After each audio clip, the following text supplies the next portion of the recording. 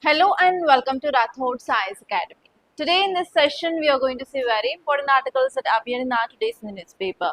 So let's get started with our discussion, guys. First I'll let you know important topics of the day, and later on we are going to see those articles from mains and as well as prelims point of view.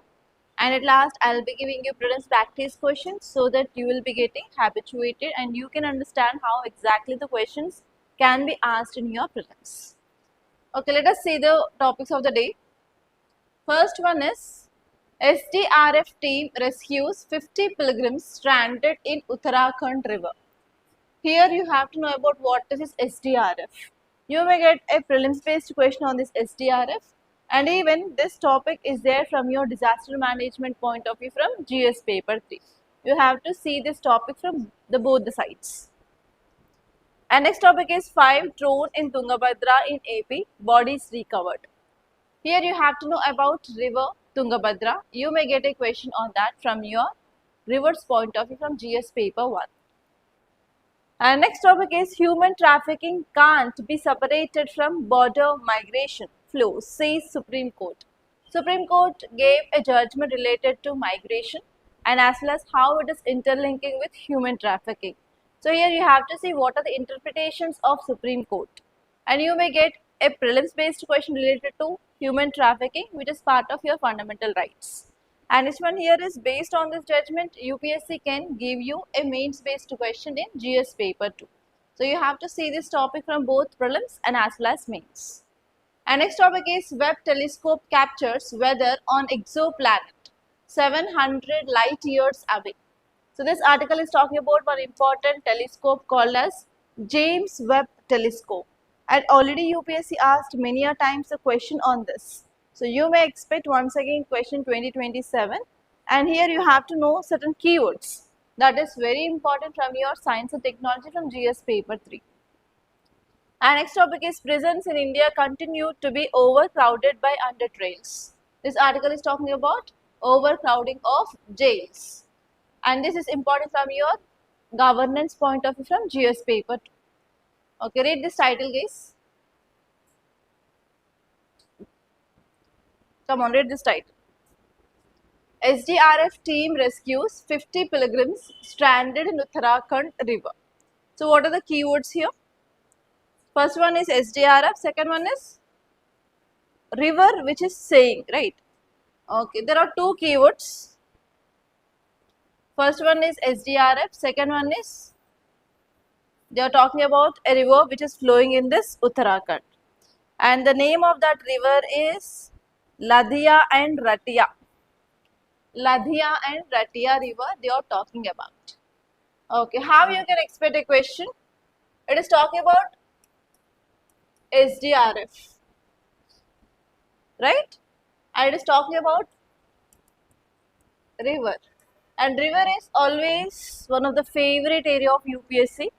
Every year you will get a question on this river.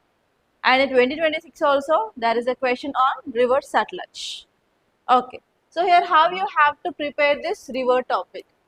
If you see river system in our country, we have two river systems. Okay, this is Himalayan river system. This is peninsular river system. Okay. And even regarding this Himalayan rivers and peninsular river also there is one more question in your 2026 paper. In that they gave only just one statement. Consider the following statements regarding peninsular block. In that the third statement is rivers form V-shaped deep gorges. That is a characteristic feature of Himalayan rivers, not peninsular river. But they gave in that question. That is a wrong statement. Okay. So first of all you have to understand here we have two types of river systems. Rivers which are originating in this Himalayas, they are called as Himalayan rivers, and rivers which are flowing in this peninsular block, they are called as peninsular rivers. So first important thing that you have to see is what are the differences between Himalayan rivers and peninsular rivers, because there is a statement which is given in 2026 paper related to this. So here you have to see the source. If you see Himalayan rivers, they are perennial rivers. Why? Because what is the source of the water for those rivers? Himalayas, right? The melting of Himalayas happens and that will be the source. And not only the Himalayas, but even sometimes the rainfall can happen because of cloudburst, and that is also another source. And they are like fast moving rivers compared to that of this peninsular rivers. So here this Himalayan rivers, they will form deep V-shaped gorges compared to that of peninsular rivers. Okay, like that you have to make note of what exactly the difference is between peninsular and as well as Himalayan rivers. That is the one thing that you have to know for sure, because in 2026 also there is a statement on that. If you know exactly difference between this peninsular and Himalayan rivers, yes, you can do that question, because that is the only wrong statement in that question. And next you have to see some important things from these rivers. You have to make a note of name of that river name and source, where it had been originated. Whatever the question which is given in 2026 prelims, they gave 4 statements and they asked which is that river satisfying these 4 conditions, right? In that one statement is it's originated in Tibetan Plateau. That means you have to know for sure source. And next you have to see countries or states through which it passes. Why? Because in that same question, the second statement is it flows in 3 countries. Okay, actually Satluj originates in Tibet, that is nothing but China. After that enters into India and it will be entering into Pakistan and it is joined in this river Indus. So it is passing through 3 countries. And even you have to see in India in which states it flows and how many states also.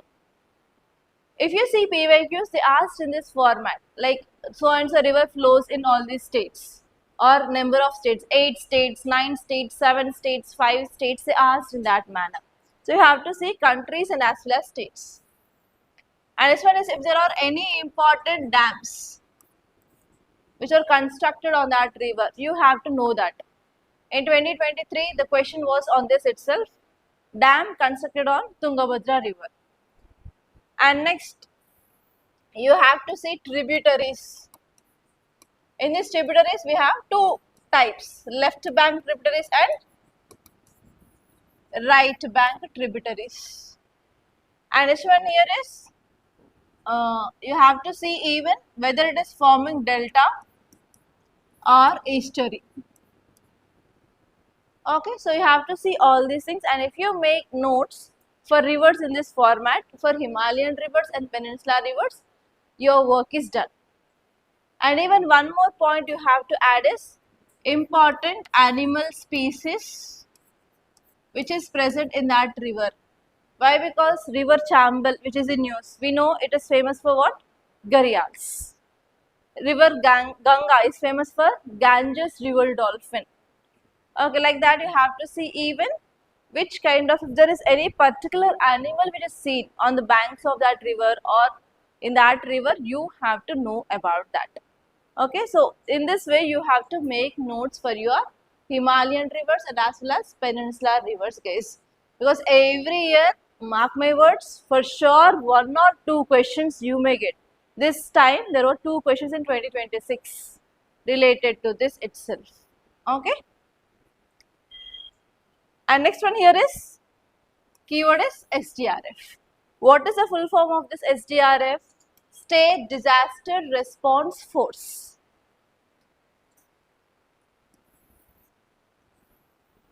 Okay, if you talk about disasters in our country, yes, in our country is vulnerable to different kind of disasters.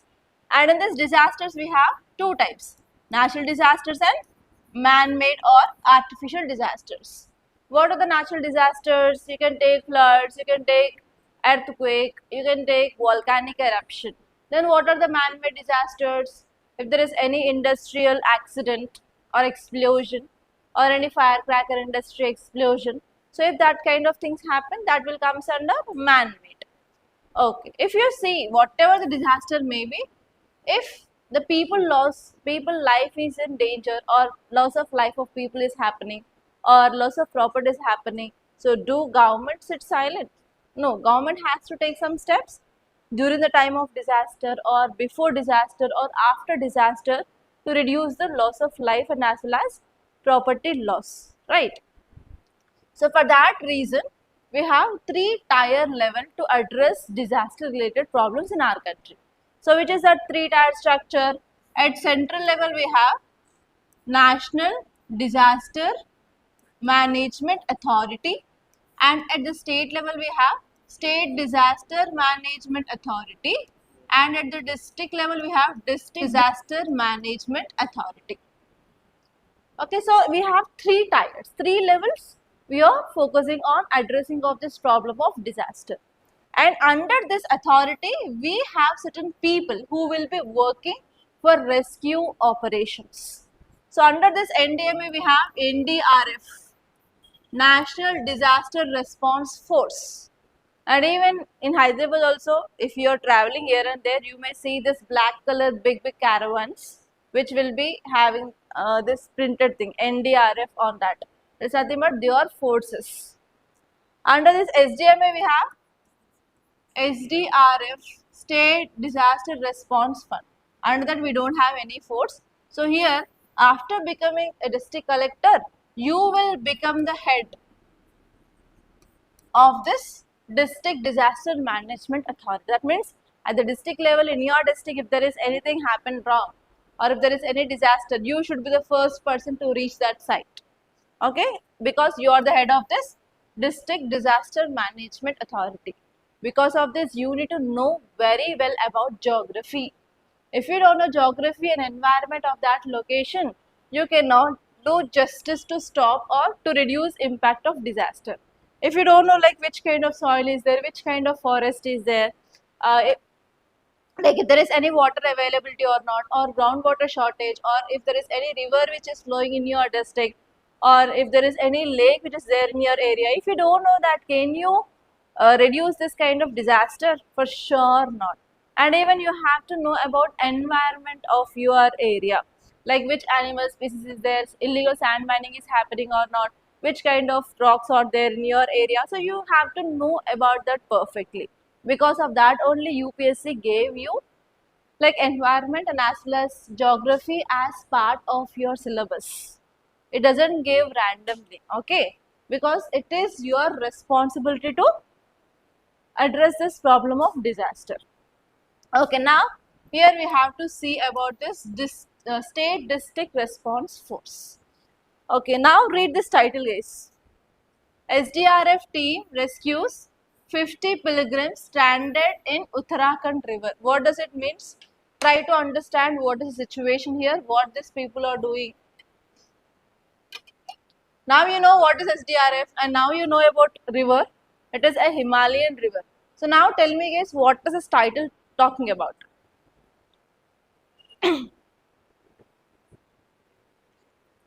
Come on. What is happening in this river?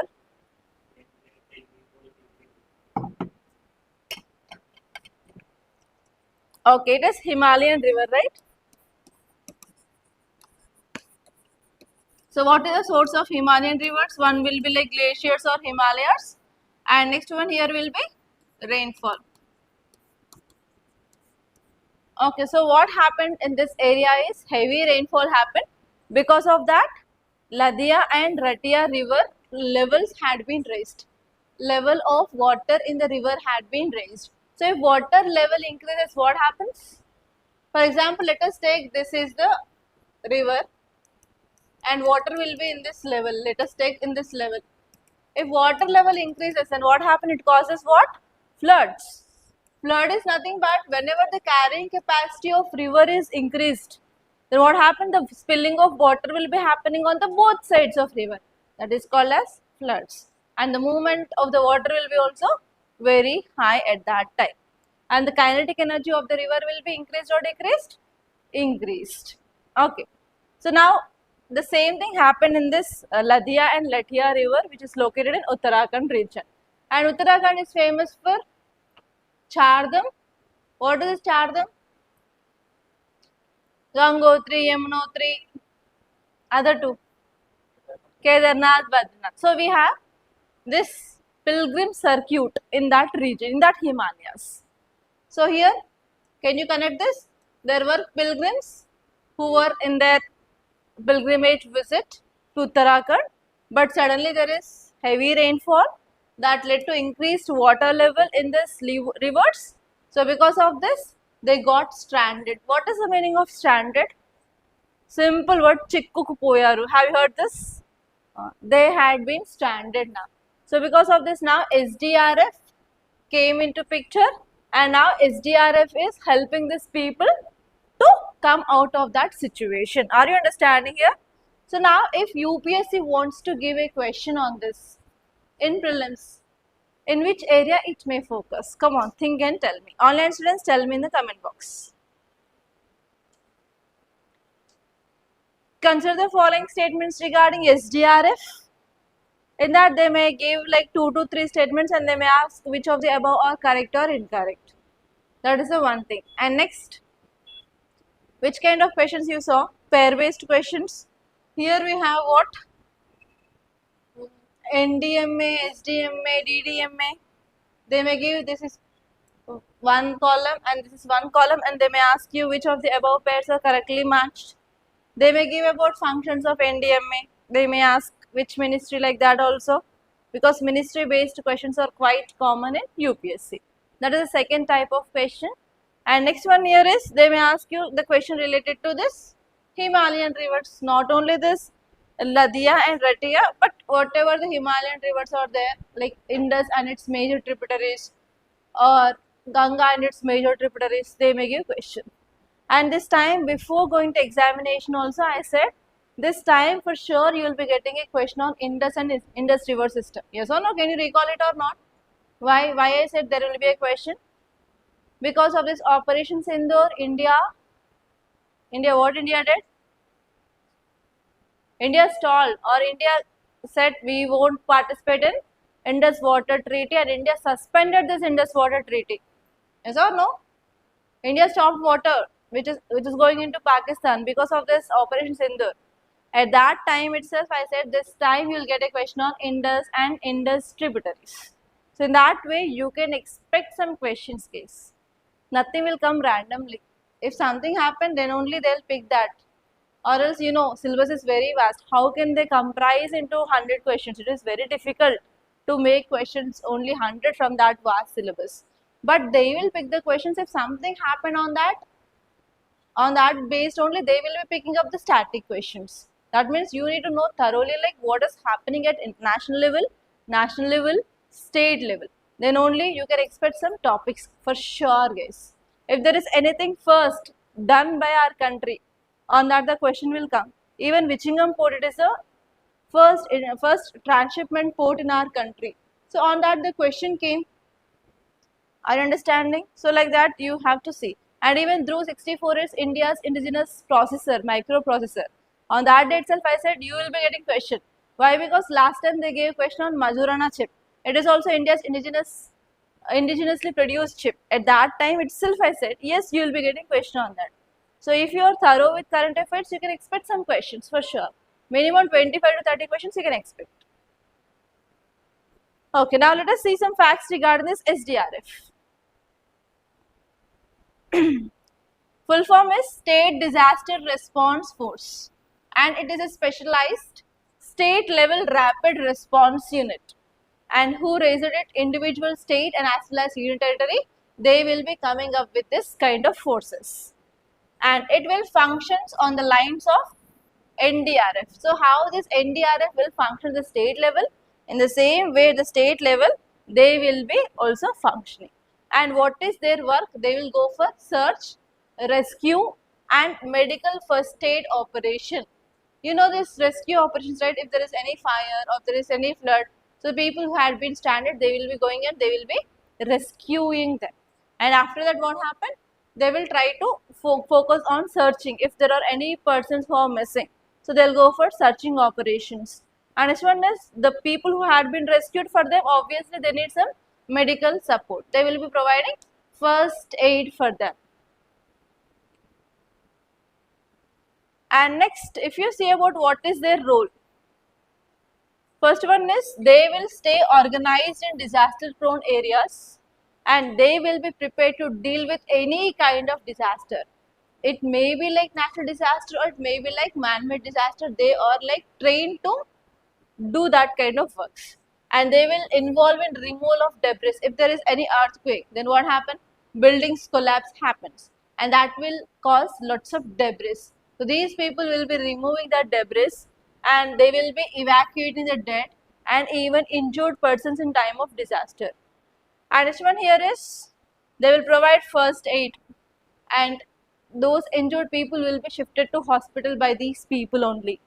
And this one is, they will also provide relief material. I think you might have seen, if there are any floods, heavy rains in this southern part also, helicopters will come and they will dropping this milk packets, water packets or water bottles, and even food, right? So these people will be doing that kind of relief material deliver also. And next one here is, they also help in the work of reconstruction. So once the flooded water recedes, that area will be becoming damp, marshy, and as well as like dirty, no? So they will be also help in this cleaning operations as well. And next one is, they will be also conduct awareness campaigns. Okay, they will also conduct awareness campaigns related to disasters and what are the do's and don'ts related to that event, like that everything they will be also focusing on campaigning as well. So these are the major objectives of this SDRF.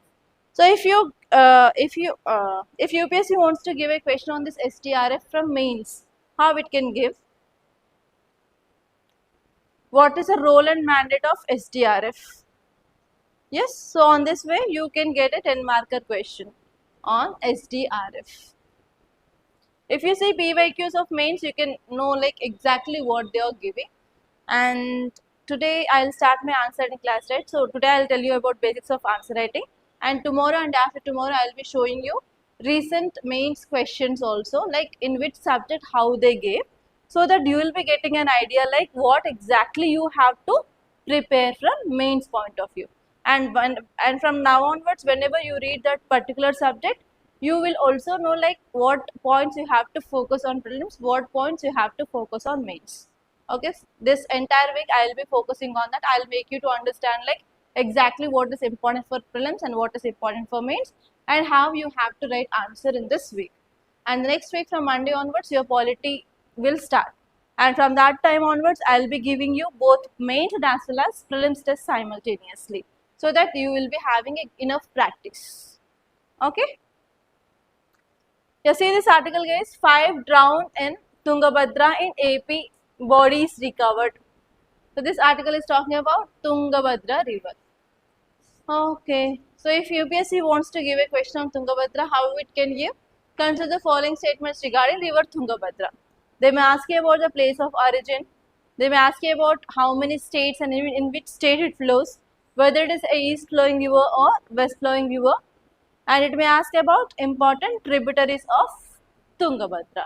And in 2023 or 24, they asked about dam on this Tungabhadra river. Okay, now let us see those facts. If you say this river Tungabhadra, everyone knows that it is a major tributary of river Krishna. Don't say it is river Godavari's tributary, it is river Krishna's tributary. And this Tungabhadra river formed by the confluence of 2 rivers. Okay, you have to see those 2 streams. First one is Tunga, next one is Bhadra, and they originated in the state of Karnataka. After that, it flows into AP, and it is east flowing or west flowing river? It is east flowing rivers.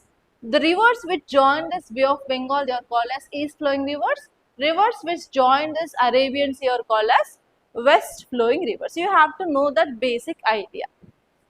And next one here is, if you see the course of this river, it starts and flows through Karnataka, then enters into AP, and ultimately joins this river Krishna in Andhra Pradesh, and finally it will join this Bay of Bengal. And the important tributaries of this you have to remember is Varada, Hagari. Hagari and Varada are tributaries. So how can you get a question if UPSC don't wants to ask the statement question, statement based question? So it can say like Varda and Hagari are the tributaries of the which of the following river. They'll give you river Krishna, river Godavari, Tungabhadra. Like that, they may give you 4 ABCD options. So in that way also UPSC has a tendency to ask questions, because if you see most of the history questions are on that lines only in this year, like A, B, C, D options. Okay, so you have to see that as well. And next one here is this river gets rainfall through this southwest monsoon. Is there any question related to southwest monsoon related in our 2026 paper? Yes, they asked question related to Andaman and Nicobar, and in that the one statement they gave here is it receives rainfall through both southwest and northeast. In our last class, I said that clear phenomena like what is northeast and as well as what is southwest, and whether this Andaman and Nicobar is receiving rainfall or not, I gave you clear-cut explanation, right? So here, most of the peninsular rivers will receive rainfall through this southwest monsoon system. Okay, yeah. So these are the points that you have to remember. And see this next article, guys. Human trafficking can't be separated from border migration flows, says Supreme Court. What is this article talking about? It is talking about human trafficking. What is this human trafficking? What do you mean by human trafficking? Okay, what is meaning of traffic? It is something related to movement. Traffic is heavy, there is no traffic on the road. It is related to movement, right? So here movement of whom? Human. So actually there is illegal movement of humans is happening. This concept is called as human trafficking. For what reason illegal movement of humans will happen? For exploitation, right? Which kind of exploitations we can see? Human can be trafficked for forced labor, bonded labor, sexual exploitation, especially women. Next, organ trafficking. You know this, right? Illegally they will take out the organs. Next, and they will trade these organs in dark webs, right? Dark web. You know this, no? Hit 3 movie. No idea. You have to watch that kind of movies, then only you'll get some knowledge. Next. Okay, dark web, dark internet, whatever it may be, they will sell these organs. Okay, now if you see this statement, what it exactly saying, human trafficking can't be separated from border migration. So there is one more keyword here, border migration. What is the meaning of border migration? India is sharing border with how many countries on land? With Pakistan, Afghanistan, China, Bhutan, Nepal, Bangladesh, Myanmar. With all these countries, India is sharing boundary. Especially if you go to this northeastern part of our country. What is the major problem here? Illegal migration. Migration from Bangladesh, migration from Myanmar, right? So illegal migration of people is happening. So here recently Supreme Court gave a judgment in one case, and in that judgment Supreme Court said that we cannot separate human trafficking from this border migration. Many a time migration of people are happening because of this human trafficking. We cannot separate them and we cannot isolate them. We cannot deal with them isolatedly. We have to see both of them together and we have to deal with them together. That is the thing which mainly said by the Supreme Court. Actually, it is a very wide interpretation of Supreme Court. Now let us see this article. Supreme Court in one landmark judgment, and the name of that judgment is Prajwala versus Union of India. And in this judgment, Supreme Court said that trafficking cannot be separated from border migration flows, because trafficking happens within this border migration itself. That is one of the broader interpretation of Supreme Court related to trafficking of humans. Okay, is trafficking of humans legal or illegal? It is illegal. Because of human trafficking, any fundamental rights of people is getting affected or violated? Any idea which articles talks about this human trafficking in our constitution? Which articles talks about human trafficking? Rights against exploitation, right? Which articles are part of it? Article 23 and 24. Yes. Article 23 and 24 talks about rights against exploitation. That means if this kind of human trafficking happens, for example, bonded labor or else child labor or any exploitation, sexual exploitation, illegally if they are taking organs, what happens? Obviously their fundamental rights will be getting affected. So here in our constitution, article 23 and 24 talks about rights against exploitation, which mainly says that illegal trafficking is not right. Okay, now let us see this. What is the meaning of human trafficking? So this article is saying that human trafficking is not an isolated crime, but this is a subset or exploitative offshoot of larger migration patterns. So we can see different types of migration patterns like from one state to another state, from one village to another village, from our country to another country. Okay, to understand this, I'll give you one more example. If you take this is as our country, if migration is happening from one area to another area within our country, which kind of migration is it? Domestic migration. That means from one state or one place in our country, we are moving to another place. But from India, we are moving to another country. Which kind of migration is it? International migration. Right. Okay. So here we are sharing border with different countries. Like we have border with China, we are sharing border with Bangladesh, here we have Myanmar. Then what happened? Which kind of migration is it? It is international migration. So Supreme Court said that human trafficking is within this border migration only. Why people want to move from one area to another area in search of work or in search of like to improve their standard of living. But another one inside or hidden reason for this migration is this kind of human trafficking. So now Supreme Court talked about this hidden thing related to this border migration, that is nothing but human trafficking. So that is the thing which mainly said by Supreme Court. And why trafficking emerges from this migration flows? If you see why, what is the reason? The first one is we have economic and structural drivers. What are the economic or structural problems for the people? First one is poverty, and if they are not having proper opportunities and if there is inequality in the society, then what happens? They want to migrate from that place to another place to improve their socio-economic conditions. Have you ever seen like people will be migrating from India to another country in search of work or to get better education?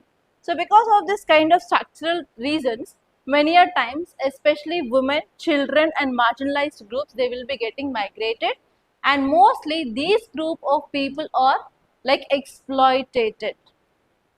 And next one is traffickers exploit this by offering false promise of jobs, marriage or better life. I think Saturday there is one article in Hindu. I read that article. The article story was like this. Woman, 16 years girl, I guess, 16 years or like 17 years girl, she belongs to a very poor background. And she's from Odisha. If I'm not wrong, she's from Odisha. Traffickers said that you will be getting a better opportunity, and she came out of her village in search of job, and that trafficker along with the trafficker and his family members sexually exploited her, and later on she was sold to another family for 50,000 rupees, and in that area also she got exploited like anything, and later on somehow she managed to come outside, and after coming outside she went to a police station, she reported, and again that in that police station also that police people again they sent her back to that place only, and after that again she came outside and she reported what exactly kind of exploitation happened to her. So that happened in our country itself. Like that we can imagine that kind of situations are happening a lot in our country. So if they are crossing the borders means what will be the condition of that? Are you understanding here? So like that, here Supreme Court is saying that human trafficking is itself the part of this migration itself. It is included in that. So for that hidden reason only this migration is happening between one country to another country. So if we want to solve that problem of human trafficking, first we have to control this broader migration.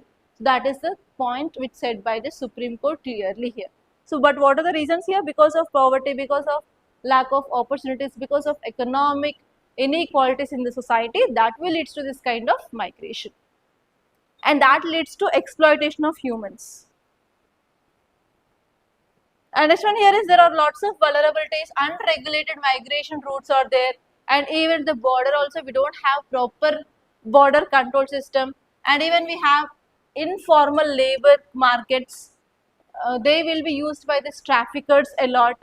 And next one is migrants, they don't have proper documents, social networks or legal protection. Because of this, they will become easy targets.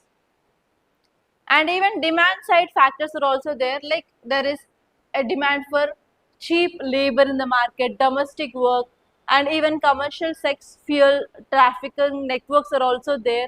So because of this, what is happening? Illegal, irregular movement of migrants are happening between the countries, and that is leading to this kind of human trafficking.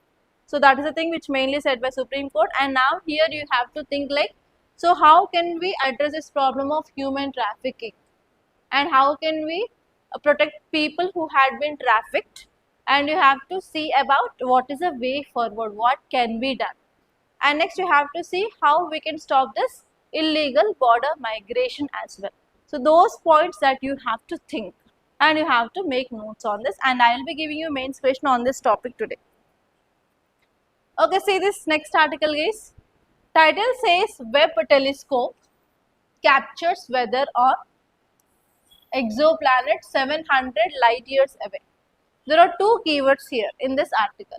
First one is exoplanet, second one is James Webb telescope. So what are this? You know planet. What is a planet? Planet. Earth is a planet or not? Earth is a satellite or Earth is a star? What Earth is? Earth is a planet. Okay. Planets revolve around Sun.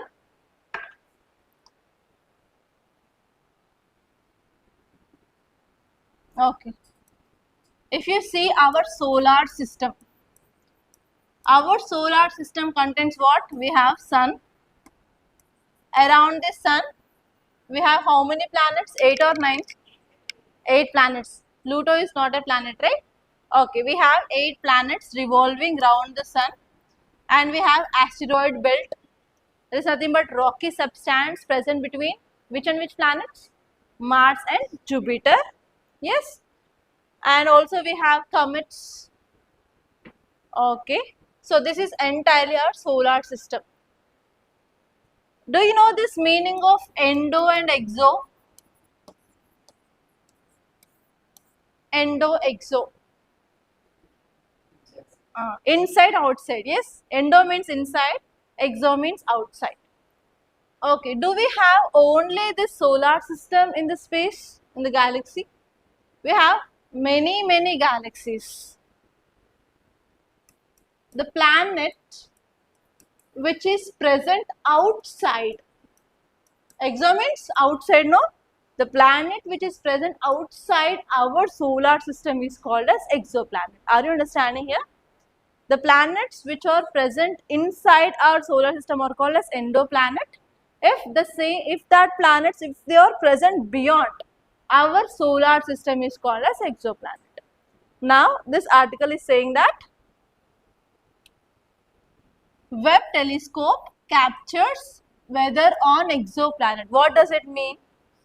We are using one telescope. What is a telescope? Why we will use this telescope? What is the use of telescope? You can keep on our Earth surface. If you look at the space, we can visualize this objects in a big size. That is a telescope, no? Yes, do you know that? So here NASA developed one telescope called as James Webb Telescope, and by using that telescope we can visualize planets which are beyond our solar system, and we identified even weather, this kind of image. So it is one exoplanet. It is looking like Jupiter, but it is not Jupiter. Okay, it is one exoplanet. On this you can see here, right, weather, atmosphere, we visualized by using this Webb telescope. If you see PYQs, I think 3 to 4 times they asked question on this James Webb telescope case. And because of this kind of new things which had been identified by this James Webb telescope, again you can get a question.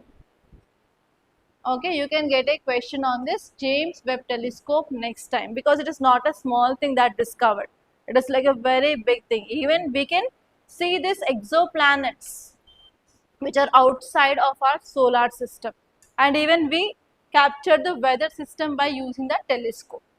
Okay, keep star mark, you may get a question on this James Webb telescope. Okay, first of all you have to know this telescope is collaboration of NASA, European Space Agency and Canadian Space Agency, and when it was launched in year 2021. In 2021 we launched this telescope, and currently it is located at L2. Is there any mission which is focusing on L1? What is L? Lagrange. What is this Lagrange point?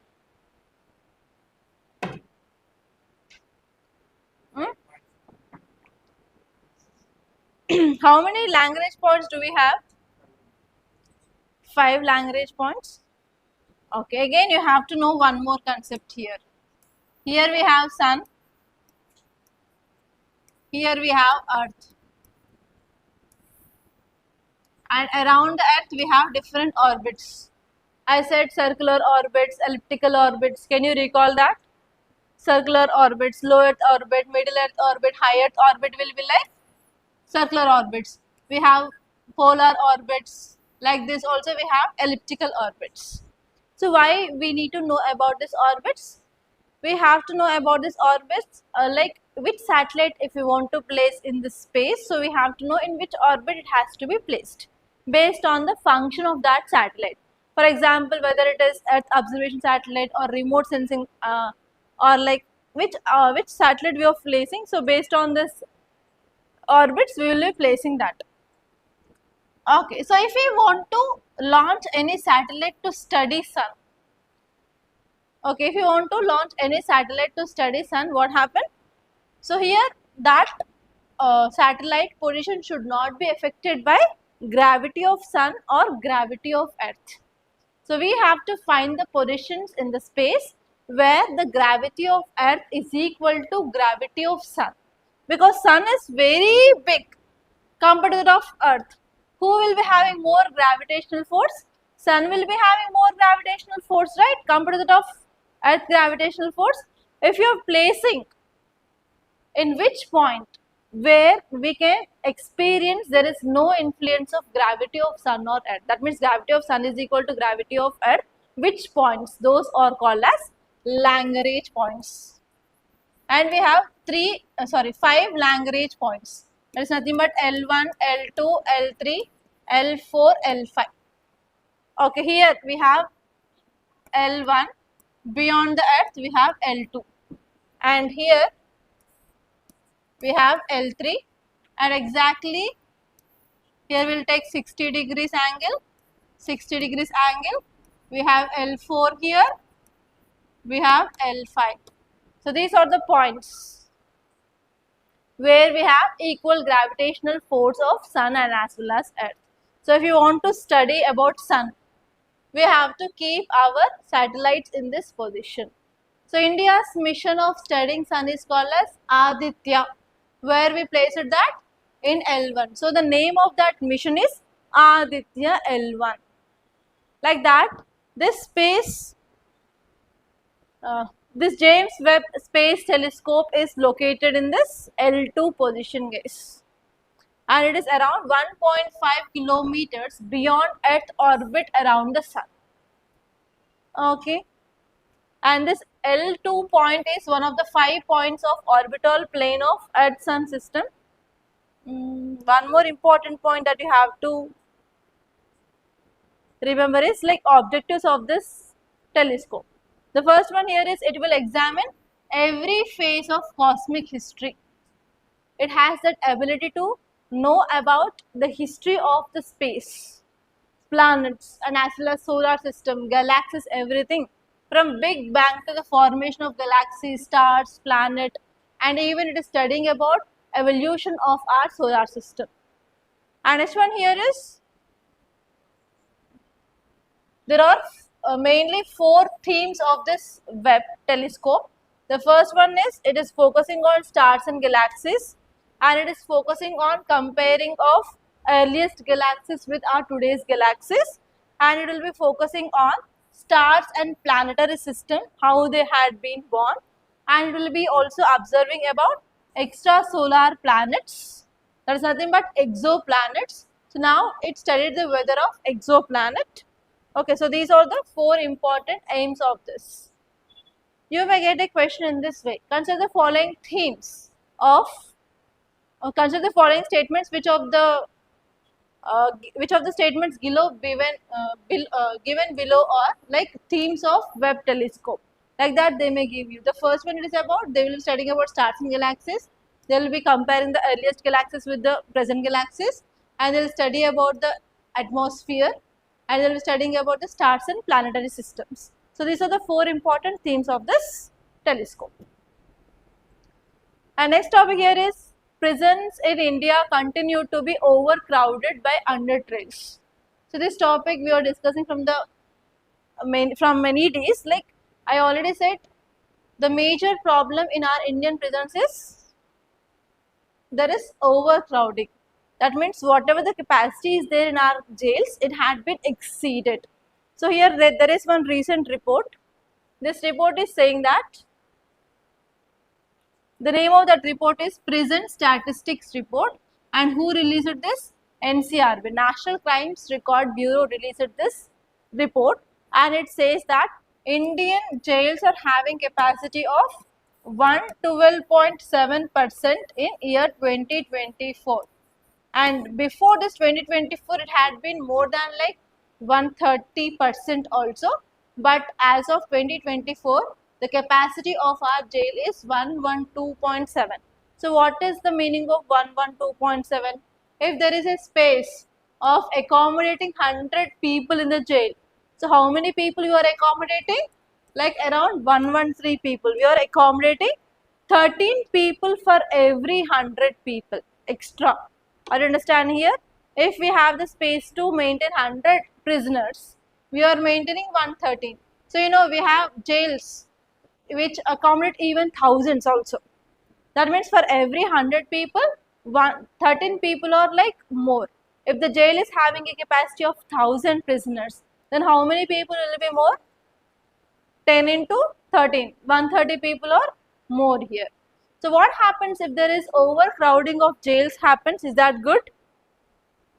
So if there is overcrowding of the jails means what happens? There will be insufficient capacity of expansion. And next, one more important thing which mainly said here is, in our country we have around 133 jails, and what is the capacity of this jail? Around 4.53 lakhs of prisoners we can keep them in that jail. But apart from this 4.53 lakhs, what is the population in that jail? It is around 5.11 lakhs. That means we crossed this limit. Okay, now what is the capacity? The actual capacity is 4.53, but we have around 5.11. That means how many or more? Around 60,000 people or more in our jails. That is the thing which mainly said here. And because of this kind of increased capacity or like overcrowding of these jails, infrastructure is not good, and even living standards of these prisoners are compromising, and even increasing of tensions between the inmates, and there is no proper healthcare and rehabilitation facilities, and even they are not taking proper measures related to the construction of new buildings also. So because of this, they are facing lots of problems in the jail. And recently we discussed about one article that women prisoners in the jails are facing lots of problem regarding this because of this overcrowding. So the same article which is there here, but it is giving with data. So please make a note of that data after this class. For sure, you may get a question on this crowding of prisons. Why? Because you are writing exam for IPS also. So you have to know what are the problems and challenges even which are faced by this police services. So one important and major highlighted problem is overcrowding of prisons. Here you have to know this data. Please make a note of this data released by NCRP. And next you have to think about what are the reasons for increasing of overcrowding, and because of this overcrowding what will be the impact, and now you have to think about what measures can be taken to reduce this overcrowding of prisoners. Okay, so all these areas that you have to focus on. Okay, so these are the important topics. See this question guys. Varada and Hagari are tributaries of which of the following rivers? Now you will say it is very easy now. If I ask the same question after 20 days or 1 month, at that time also you need to answer this question in that how confident now you are. So you have to show that same confidence. That means you need to focus on repeated revisions guys. So in this way UPSC can ask you a question. And now you are reading this topic in the month of June. June 1st, right? Today the date is. So if I ask next year May, so next exam, that is next year UPSC prelims is on which date? 23rd May, no? If in that exam if this question comes, you have to answer that thoroughly. Okay? You say this next question guys, which of the following may constitute human trafficking? Forced labor, debt bondage, removal of organs through coercion, sexual exploitation. Select the correct answer using the code given below. Or this type of questions are called as gift questions. So by saying that you can answer that kind of questions. For sure in examination you will be having 3 to 4 this kind of questions. You should not miss this type of questions. Okay. That's all guys. By this I'm concluding. Thank you so much for watching, and if you like this class, please do the like button and please to share this class to your friends. And if you want to start your UPSC preparation, we are going to launch a new batch from next Monday onwards, that is on 8th June guys. So you can join either online or offline, and if you want to get the demo class we can provide on offline. So you can come for demo class on this June 8th guys. And the timings of the class will be like 2:30 p.m. to 5:30 p.m. on that day. Okay. Yes. And if you have any queries or if you want to know more details about this course, please to contact us on this number 8074765513. And if you want to meet me directly, you can come to Institute, which is located in Ashok Nagar, Hyderabad, exactly above Vikas Book Center. And thank you so much guys for watching.